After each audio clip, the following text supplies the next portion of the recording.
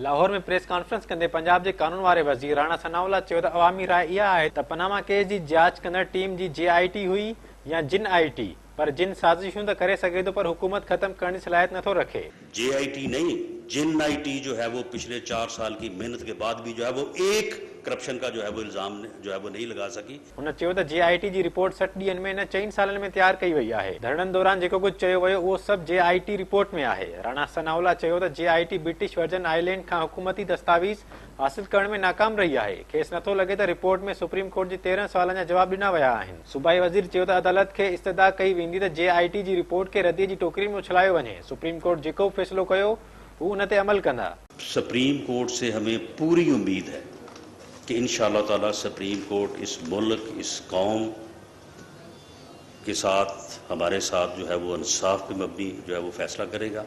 ताहम वो जो भी फैसला करेगा, मैं अभी अगर मैं क्यों जाऊं और अपने खिलाफ मैं क्यों फर्ज करूं, लेकिन सुप्रीम कोर्ट जो फैसला करेगा उसको ऑनर करे। राणा सनाउल्लाह चयो त नवाज शरीफ शफ़ाफ़ियत सां मुल्क में सियासत कई आहे। हू 36 वरियनि दौरान मुख़्तलिफ़ आला उहिदनि ते रहियो आहे। उन अरसे में हुन हज़ारें रिथाऊं मुकमल करायूं, पर मतस करप्शन साबित नाहे थी सघी। हुन चयो त जिन्हनि वारी जांच बावजूद नवाज शरीफ ते कोई इल्ज़ाम साबित नाहे थी सघियो। हू वज़ीर आज़म ते फ़ख्रु कंदा ऐं पूरी नून लीग संदसि पोयां बीठल आहे। पाकिस्तान मुस्लिम लीग नून सीसा पिलाई हुई दीवार की तरह मियां नवाज शरीफ के पीछे खड़ी है। मियां नवाज शरीफ ने इस मुल्क में दयानत और अमानत की सियासत की है।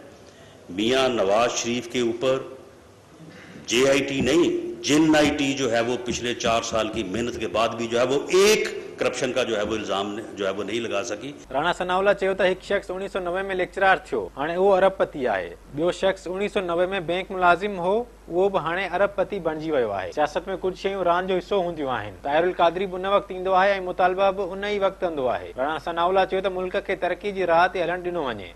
कंहिं हिकु शख़्स खे हटाइण जूं कोशिशूं कामयाब न थींदियूं। माज़ीअ में बि हिकु शख़्स खे फाही ॾिनी वई, पर उन फ़ैसिले खे कंहिं बि न मञियो।